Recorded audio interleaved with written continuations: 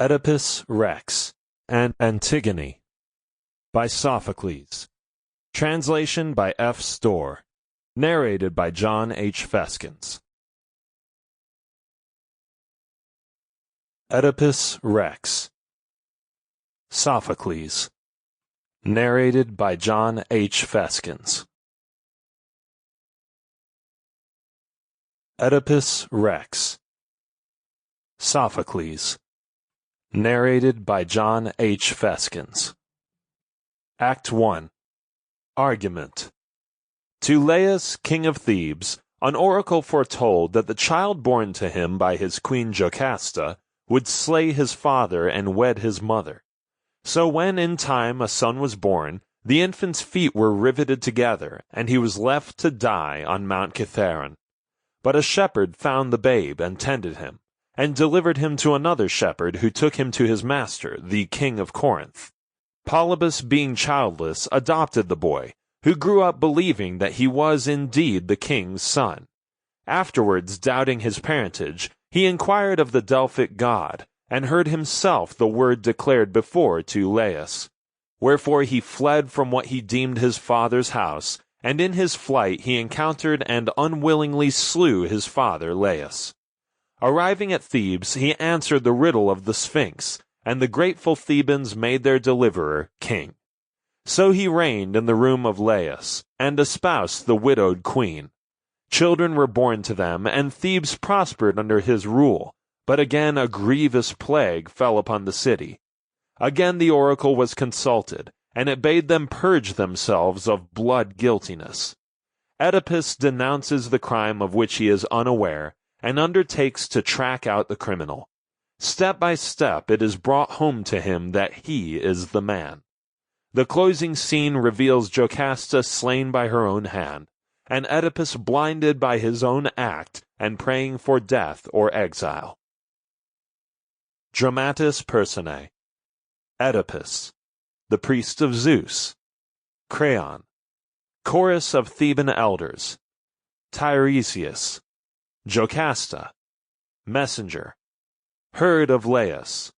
Second messenger. Scene: Thebes, before the palace of Oedipus. Oedipus the king.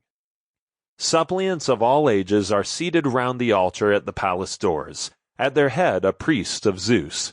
To them enter Oedipus. Oedipus. My children, latest born to Cadmus old, why sit ye here as suppliants, in your hands branches of olive filleted with wool? What means this reek of incense everywhere, and everywhere laments and litanies? Children, it were not meet that I should learn from others, and am hither come myself, I Oedipus, your world-renowned king. Ho, aged sire, whose venerable locks proclaim thee spokesman of this company, explain your mood and purport. Is it dread of ill that moves you, or a boon ye crave? My zeal in your behalf ye cannot doubt. Ruthless indeed were I, and obdurate, if such petitioners as you I spurned. Priest. Yea, Oedipus, my sovereign lord and king, thou seest how both extremes of age besiege thy palace altars, fledglings hardly winged, and greybeards bowed with years, priests, as am I of Zeus, and these the flower of our youth.